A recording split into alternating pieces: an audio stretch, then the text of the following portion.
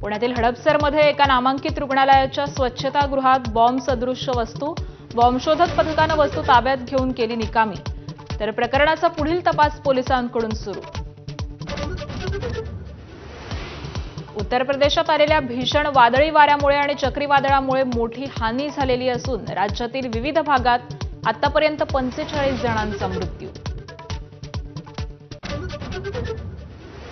राज्यभरात एटीएसचं धाडसत्र. पाकिस्तानी गँगस्टर शहाजाद भट्टी तपास यंत्रणांच्या रडारवर. नोकरीच्या आमिषानं युवकांना देशविघातक कृत्यांमध्ये ओढण्याचा प्रयत्न. नीट पेपरफुटी प्रकरणाचं महाराष्ट्र कनेक्शन समोर. नाशिकच्या शुभम खैरनारनंतर अहिल्यानगरच्या धनंजय लोखंडेलाही अटक. शुभम खैरनारच्या कुटुंबियांची सीबीआयकडून चौकशी. पंतप्रधानांच्या काटकसरीच्या आवाहनाला देशभरातील मंत्री आणि भाजप नेत्यांचा भरभरून प्रतिसाद. मोदी, अमित शहा, गडकरींच्या ताफ्यात मोठी कपात. तर राज्यातील मंत्र्यांचे परदेश दौरे रद्द. अनेकांची ईव्ही गाड्यांना पसंती. बंधू अशोक खरात प्रकरणी नामकर्ण आवारेला अटक. खरातची बोगस खाती असलेल्या जगदंबा पतसंस्थेचा आवारे संचालक. तर आज लुपारी चाकणकरांची ईडी चौकशी होण्याची शक्यता.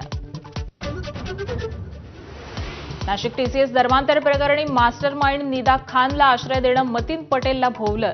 महापालिकेचा नगरसेवकाच्या घरावर बुलडोझर. तर घर पुन्हा उभारणार. एमआयएमची मुजोरी. प्रफुल्ल पटेल आणि सुनील तटकरे 22 आमदारांना घेऊन भाजपकडून लढणार. रोहित पवारांचा खळबळजनक दावा. रोहित पवार स्वतःच भाजपमध्ये जाण्यास इच्छुक. तटकरेंचा पलटवार.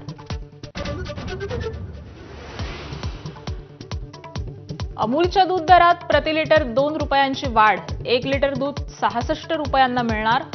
नवे दर आजपासून लागू. अमेरिकेचे अध्यक्ष डोनाल्ड ट्रम्प चीन दौऱ्यावरती.